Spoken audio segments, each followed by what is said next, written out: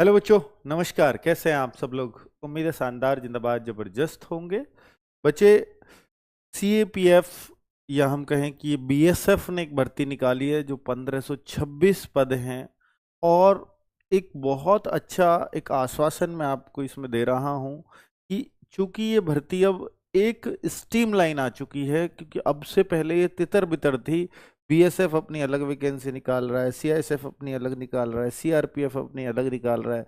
सबसे अच्छी होती थी कि बीएसएफ में 300 आई, सीआईएसएफ में 400 आ गई, और किसी बार सीआईएसएफ में बनी 200-250 वैकेंसीज, तो आई नहीं, चलो अगली दोनों सालों का मिला के 500 एक साथ निकाल लेंगे, तो ऐसा होता था।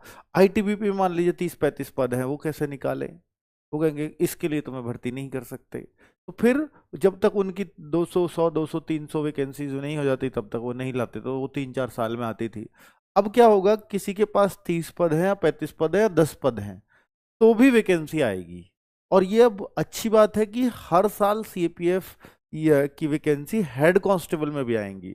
सीएपीएफ हम कहते हैं जैसे आपकी एसएससी जीडी की वैकेंसी होती है, या आपकी सीपीओ में सब इंस्पेक्टर बनते हो, तो कांस्टेबल बनते हो एसएससी जीडी के थ्रू, और सब इंस्पेक्टर बनते हो एसएससी सीपीओ के थ्रू, और असिस्टेंट कमांडेंट बनते हो यूपीएससी के थ्रू। एक और पेपर होता है ना। अब यहाँ एक और एंट्री डायरेक्ट शुरू होती है, जिसके बारे में बहुत कम बच्चों को पता होता है कि यार मेरे को ना देश की सेवा करनी है, मेरे को वर्दी वाली नौकरी करनी है, लेकिन मेरी हाइट कम है। तो उन बच्चों के लिए बड़ा बड़ा वरदान है बच्चों ये। तो 165 सेंटीमीटर इसमें हाइट है नॉर्मल क्षेत्र की। मान लो कोई पहाड़ी क्षेत्र है या एसटी का कोई बच्चा है या बच्ची है, तो उसकी तो बहुत ही कम हाइट भी इसमें चल जाती है, उसको विशेष छूट भी है। तो यहाँ इसमें एचसीएम और असिस्टेंट सब इंस्पेक्टर दोनों की, इसको स्टेनो की वैकेंसी बोलते हैं, और ये आपका क्लर्क वाली पोस्ट होती है।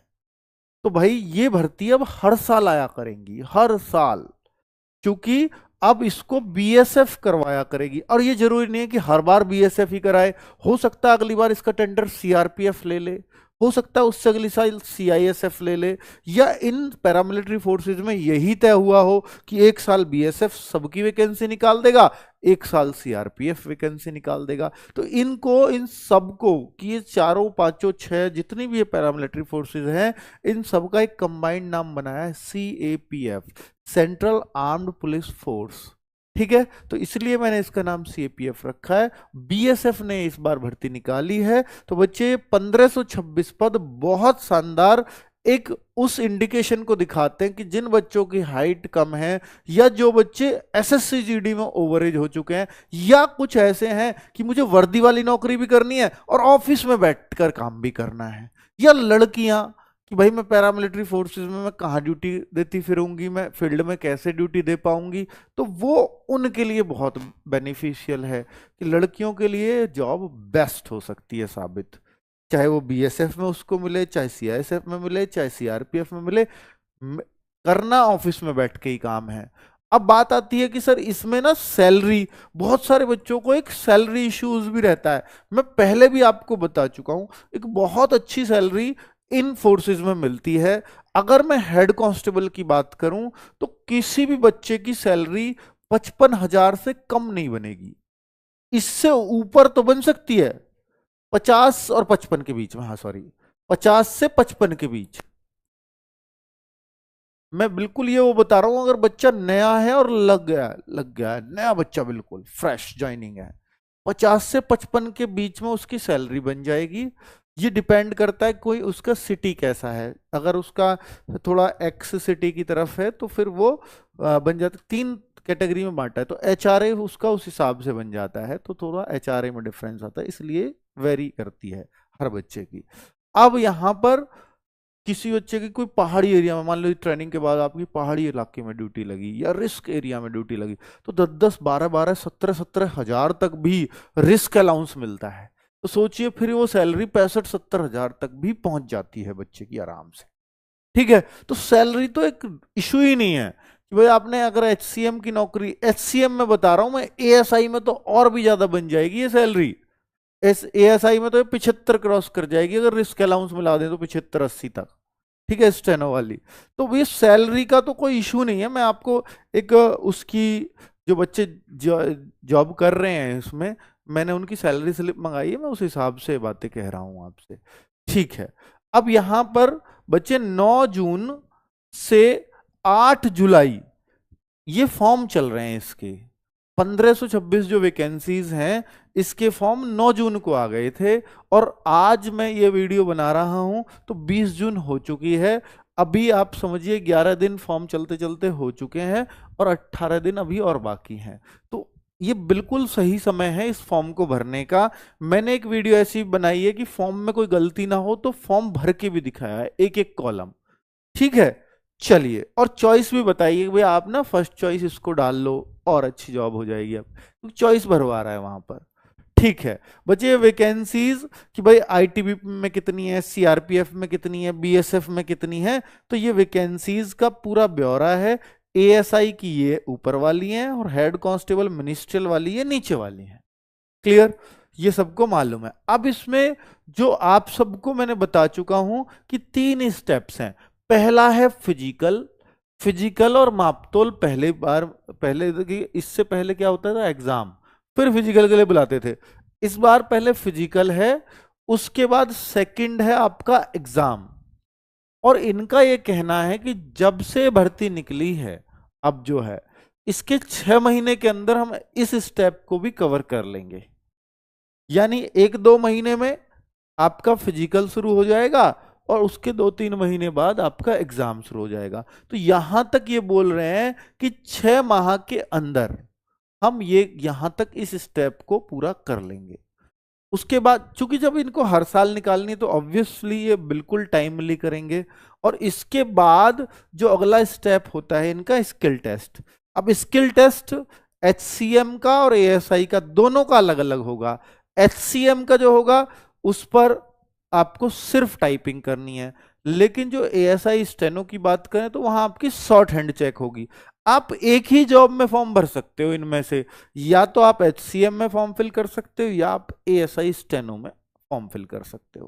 क्लियर बच्चों, चलो, तो ये 3 स्टेप्स हैं, स्किल टेस्ट, वहीं डॉक्यूमेंट वेरिफिकेशन और फिर मेडिकल, ये सब एक साथ ही तीसरा स्टेप है। ठीक है, चलो अब मैं आपको बता देता हूं एग्जाम में आना क्या क्या है। हिंदी या इंग्लिश में से, देखिए एचसीएम में अगर मान लीजिए आप दिल्ली पुलिस में सब इंस्पेक्टर एचसीएम बनना चाहते हो, बहुत अच्छी जॉब मानी जाती है, वहां भी टाइपिंग का रोल रहता है। हर जगह जहां मिनिस्ट्रियल हेड कांस्टेबल होगा ना इन फोर्सेज में, वहां टाइपिंग चाहिए ही चाहिए, क्योंकि भैया आपको सिस्टम पे बैठ के काम करना है, आपको सबकी सैलरीज देखनी है, आपको छुट्टी का रिकॉर्ड मेंटेन करना है हर किसी का। तो ये जो है आपको वहां टाइपिंग की जरूरत पड़ती ही है। तो यहां पर ये जरूरी नहीं है कि आपको इंग्लिश ही आती हो, हिंदी या इंग्लिश। एग्जाम की बात कर रहा हूं मैं, फिजिकल आसान है, फिजिकल हो जाएगा। फिजिकल के बाद जब आपका एग्जाम की बारी आती है तो एग्जाम में हिंदी या इंग्लिश में से कोई एक चीज करनी है। ठीक है, 20 क्वेश्चन 20 मार्क्स के। फिर आपकी रीजनिंग आती है 20 क्वेश्चन 20 मार्क्स के। फिर आपका मैथ्स आता है, न्यूमेरिकल एप्टीट्यूड। अगर आप सिलेबस देखोगे तो सिर्फ अर्थमेटिक है, तो 20 क्वेश्चन 20 मार्क्स के। क्लैरिकल एप्टीट्यूड 20 क्वेश्चन 20 मार्क्स के। अब सबसे बड़ा डाउट ये है सर, ये क्लैरिकल एप्टीट्यूड क्या है, अभी बात करता हूं इसके बारे में। और सबसे नई चीज है कि कंप्यूटर भी है इसमें, 20 क्वेश्चन 20 मार्क्स के, और कंप्यूटर जनरल इंफॉर्मेशन के बारे में पूछा जाता है पूरा। ठीक है बच्चों, ये लगभग अब जैसे दिल्ली पुलिस में जिन बच्चों ने तैयारी की थी उनके लिए तो बहुत आसान हो जाएगा, उन्होंने कंप्यूटर बहुत अच्छे से पढ़ रखा है। पर चलो, सबके लिए आसान बने इस वजह से हमारे पास वो सर हैं जो सबको आसान कर देंगे। कंप्यूटर तो सबसे बेस्ट टीचर अगर यूट्यूब पर है तो वो हमारे पास है, ये सबको मालूम है इस बात का। तो भाई क्लैरिकल एप्टीट्यूड, अगर मैं देखूं क्लैरिकल एप्टीट्यूड, तो ये यहां पर अल्फाबेटिक फिलिंग। अब देखिए सबसे बड़ा डाउट ये है सर क्लैरिकल एप्टीट्यूड क्या होता है। मैंने पूरा पेपर देखा और वही देखा जो बीएसएफ कराते, क्योंकि बीएसएफ ने अपने जैसा पेपर रखा है। सीआरपीएफ में ऐसा नहीं था, वहां कंप्यूटर नहीं था सीआरपीएफ हेड कांस्टेबल में। चूंकि बीएसएफ करा रही है तो अब सबके लिए उसने अपना पैटर्न अपनाया है। तो अगर अपना पैटर्न अपनाया है तो भाई ये क्लैरिकल एप्टीट्यूड में बीएसएफ ने क्या पूछा था, बीएसएफ ने क्या पूछा था, तो वो मैं आपको बता रहा हूं। पिछली बार 2023 में इन्होंने पेपर लिया है, हाँ 2023 में इन्होंने पेपर लिया है। तो उसमें क्या पूछा था इन्होंने बच्चों कि 20 क्वेश्चन पूछे, उन 20 में से सिर्फ 2 ही चीजें पूछी, एक तो इंग्लिश और दूसरी चीजें पूछी रीजनिंग। सर इंग्लिश का तो अलग है 20 क्वेश्चन, रीजनिंग का तो अलग है। जी हाँ, दोनों के अलग अलग हैं, फिर भी इसमें इन्होंने क्लरिकल एप्टीट्यूड में क्लरिकल की बातें ना पूछ करके सिर्फ इंग्लिश और रीजनिंग पूछी। क्लरिकल एप्टीट्यूड नहीं तो ये होता था कि जैसा सेम ये है ऐसा सेम किस ऑप्शन में है, नजर देखी जाती थी वहां बच्चों कितनी तेज नजर है गलती ढूंढने की, है ना। मान लो बिल्कुल ऐसी एक लाइन लिख दी या कुछ शब्द लिख दिए, वो बिल्कुल एग्जैक्ट कौन से ऑप्शन में, वो बहुत आसान चीज होती थी। तो अब उसको नहीं पूछ के इन्होंने ये पूछा, जिसमें इंग्लिश थी 20 क्वेश्चन में अगर मैं देखूं तो 7-8 क्वेश्चन इंग्लिश के, और इसके देखूं तो 12 से 13 क्वेश्चन रीजनिंग के। ये था रेशो। और रीजनिंग का ऐसा नहीं है पूरी रीजनिंग थी, यही चैप्टर्स थे जो यहां लिख रहे हैं, जैसे अल्फाबेटिक फिलिंग रीजनिंग में, अल्फाबेटिक की सीरीज जो होती है उस टाइप से, अल्फाबेटिक से और भी चीजें हो सकती हैं, ठीक है, जो सांकेतिक आप समझ लीजिए वो पूरी भी हो सकती है। Attention detail, data checking, comparison ability, spelling checking. हाँ, अब इंग्लिश में स्पेलिंग से क्वेश्चन आए हैं और इंग्लिश से एरर्स ढूंढने के क्वेश्चन आए और कुछ मिसलेनियस दे दिए। तो ऐसा नहीं है इंग्लिश में सिनोनिम, इडियम, वन वर्ड ऐसे कुछ भर दिया, नहीं, बहुत लिमिटेड चीज। तो भाई जो इंग्लिश पढ़ोगे ना, हिंदी और इंग्लिश में से अगर आप वहां हिंदी ही पढ़ रहे हो तो यहां इंग्लिश के लिए आपको थोड़ा सा हम जोर लगवा देंगे, 10-12 क्लास में आपका क्लरिकल एप्टीट्यूड का काम हो जाएगा बहुत आसानी से। क्योंकि कोई आपको एंटोनिम सिनोनिम नहीं रटवाने, हमें कोई आपको बहुत ज्यादा रूल्स नहीं सिखाने, कुछ स्पेलिंग एरर्स हैं जो चुनिंदा है वो बड़ी काम की हो जाएंगी, ठीक है। और ऐसे ही अगर रीजनिंग पढ़ लिया आपने तो रीजनिंग में तो फिर कुछ और पढ़ने की जरूरत है नहीं, जो यहां 12-13 क्वेश्चन है ना वो तो एज इट इज आपको मिल जाएंगे पेपर में, ठीक है। क्लियर बच्चों। अब बात आती है कि सर बैच, क्योंकि इसके लिए रेगुलर ये क्वेरीज थी कि सर इसके लिए हमें पेड बैच चाहिए।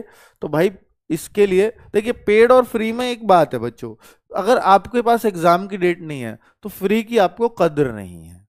और मैं टीचर्स लगा रहा हूं ये है सर, अब वो तब तक आप ढीले पड़ चुके हो, भाई ठीक है यार कुछ दिया थोड़ी है, जब आएगा एग्जाम पढ़ लेंगे। लेकिन यहां ना आपका कोई डिस्टरबेंस किसी तरह का नहीं रहेगा, एप्लीकेशन में चीजें बिल्कुल सुव्यवस्थित तरीके से मिलती हैं, और आपको भी पता है कि हमारी फीस बड़ी जेन्युइन होती है कि हर बच्चे का बजट में हो। तो भाई ये पूरी टीम है, टीम में आपको कोई कमी नजर नहीं आएगी। ये वही टीम है जिन्होंने पिछली बार सीआरपीएफ एचसीएम पढ़ाया, बीएसएफ एचसीएम पढ़ाया, सीआईएसएफ एचसीएम पढ़ाया, और सबके बहुत अच्छे अच्छे रिजल्ट्स दिए। वो बात अलग है आप टाइपिंग में रह गए, कुछ बच्चे शॉर्ट हैंड में रह गए, और कुछ फाइनली सेलेक्ट हुए जिनका हमने सम्मान समारोह भी किया, और मतलब 1 रैंकर 2 रैंकर वो सब आए एचसीएम वाले पूरे बच्चों। कुछ में तो ऐसे थे जो 100 में से 99 अंक भी थे बच्चों, और उनकी भी रैंक थी यहां पर, है ना। तो इस तरह के बच्चे भी पिछली बार देखने को मिले थे। अब यहां मैं आपको अग्नि बैच के बारे में बता देता हूं पूरी डिटेल। ये हमारा प्राइस रहेगा, वैसे ये 800 रुपए का बैच है हमारा, यही जेन्युइन प्राइस रहता है। इससे ऊपर मैं कभी नहीं सोच पाता, ना मैं सोच पाऊं, ऐसा भगवान मुझे बनाए कि भाई CAPF 20 कूपन कोड है, 640 रुपए में आपको सारी क्लासेस ये मिल जाएंगी। अभी ये कूपन कोड सिर्फ और सिर्फ 26, 27, 28 26 से क्लास शुरू हो रही है। आप चाहो तो ये बैच अभी से खरीद पाओगे इस वीडियो के बाद से, एप्लीकेशन रोजगार विद अंकित में। 26 जून से क्लास स्टार्ट होंगी, तो 26, 27, 28 तक ये कूपन कोड चलेगा, उसके बाद ये नहीं चलेगा। अब आप देखिए बच्चे, ये कहोगे इतना, देखिए मैं आपका इसको मैं 499 रखता, मैं आपका 299 रख लूं, चाहे मैं 199 रखूं, 199 रखूंगा तो 99 के मैसेज आएंगे, 99 रखूंगा तो 49 के मैसेज आएंगे, 49 रखूंगा तो 11 रुपए के मैसेज आएंगे। तो ये तो कभी कम नहीं हो सकते, ये कुछ हो नहीं सकता। ये हमने वो बहुत जेन्युइन फीस रखी है जो किसी बच्चे के बजट से बाहर नहीं है। आप ये कहिए कि सर टीम इतनी अच्छी लगाई है, मेहनत इतनी अच्छी करवाई, सिलेक्शन हो जाए, और आपको यह है कि मेरा कोई 199 मिल जाए, दूसरा 299 मिल जाए, तो सिर्फ आप बैच खरीदने पर ध्यान दे रहे हो, आप सिलेक्शन की तरफ आपका कोई रुझान किसी तरह का नहीं है, ठीक है। चलो, तो भाई ये मैंने बता दिया, तो अभी आप प्लीज मुझे माफ करें, मैं इसमें कोई चेंज नहीं करूंगा, ठीक है। तो अभी इसको कहें या ना कहें कि कितनी फीस है उतनी फीस है, ये आपको आरडब्ल्यू के हर बैच में आपको दिख जाएगी, वो जेन्युइन फीस है, वही ली जाती है सबसे। कैसे खरीदें इस बात को भी बता देता हूं। पेड क्लास, या ये फ्रंट पे भी आ रहा होगा आज तो यहां पे क्लिक करें या पेड क्लास पे क्लिक करें, अगर ये नहीं दिख रहा है तो वहां पे फिर आप नीचे करेंगे ऑल कोर्सेज, यहां लिखा आ रहा है जैसे नीचे करेंगे तो कहीं ना कहीं अग्नि बैच आपको दिख जाएगा। जब अग्नि बैच दिख जाए तो आप यहाँ बाई नाउ पे क्लिक करके वो कूपन यहां डालें CAPF20 बिना स्पेस के, CAPF20 कैपिटल में लिख दे बिना स्पेस के ऐसे, तो तुरंत ये 799 के आपके 640 हो जाएंगे और आप पे ऑनलाइन कर सकते हो। लेकिन ये डेमो भी देख लें। अगर कोई बच्चा ये कहे कि सर मेरे को नहीं पता ये टीचर कैसा पढ़ाएंगे, तो आप पहले प्लीज 26 तारीख को, 27 तारीख को, 28 तारीख को 3 दिन में टीचर को बहुत आराम से जज कर लोगे। तो ये आप डेमो देखने के बाद डिसाइड कर लें कि मेरे को बैच लेना है या नहीं लेना है, क्योंकि कूपन कोड 26, 27, 28 तीनों दिन काम करेगा, आज भी काम करेगा, वो आपकी मर्जी है। अब ये टाइमिंग नोट कर लें कि 10 बजे से सुबह आपकी मैथ्स की क्लास है, न्यूमेरिकल एप्टीट्यूड जिसको बोला है। कंप्यूटर की 11 बजे से क्लास लगवाई है, 12 बजे से रीजनिंग की क्लास लगवाई है। बहुत शानदार रीजनिंग पढ़ाते हैं, बहुत शानदार रिव्यू दिया है बच्चों ने। मैथ्स में भी आप पढ़ के ये कह दोगे कि हाँ सर, इन सर ने पहले पढ़ाया था, बहुत बेहतरीन पढ़ाया था इन्हीं बैचेस में, HCM वालों में। हिंदी नीरज सर आप जानते ही हैं इनको, तो 2 बजे से एक क्लास होगी। इंग्लिश की क्लास इनमें से एक लेनी है, हिंदी या इंग्लिश में से केवल एक क्लास लेनी है 8 बजे। जो इंग्लिश की लेंगे उनको एक फायदा ये रहेगा कि भाई जो इंग्लिश लेंगे हिंदी इंग्लिश में से, अगर आप डाउट में है कि मेरी हिंदी भी अच्छी मेरी इंग्लिश, तो फिर मैं कहूंगा आप इंग्लिश लीजिए। लेकिन अगर आप इंग्लिश में कंफर्टेबल नहीं है तो बिल्कुल मत लीजिए, फिर हिंदी लीजिए, क्योंकि क्लैरिकल एप्टीट्यूड में इंग्लिश लेने वाले को फायदा होगा कि उसको ये पढ़ना ही नहीं है, क्योंकि इसमें आएगा इंग्लिश एंड रीजनिंग, दोनों आपने पढ़ लिए। लेकिन अगर कोई हिंदी और रीजनिंग पढ़ रहा है तो इंग्लिश के लिए आपको थोड़ी क्लासेस यहां लगानी पड़ेंगी। क्लैरिकल एप्टीट्यूड के कुछ अपने 2-4 क्वेश्चन अलग टाइप के भी होते हैं, उनको हम कंप्यूटर खत्म होने के बाद इसमें इस क्लास में करवा देंगे आपको, ठीक है, यही सर करवाएंगे। तो क्लैरिकल एप्टीट्यूड के अगर कुछ एक्स्ट्रा चीजें भी होती हैं, लेकिन रीजनिंग और इंग्लिश के जो क्वेश्चन आते हैं क्लैरिकल एप्टीट्यूड में, वो मैं इन सर से करवाऊंगा कि इनको क्लैरिकल एप्टीट्यूड में करा दे, ताकि आपको इंग्लिश की क्लासेस ना देखनी पड़े, ठीक है। बाकी क्लासेस दोनों मिलेंगी आपको। धन्यवाद बच्चों, नमस्कार।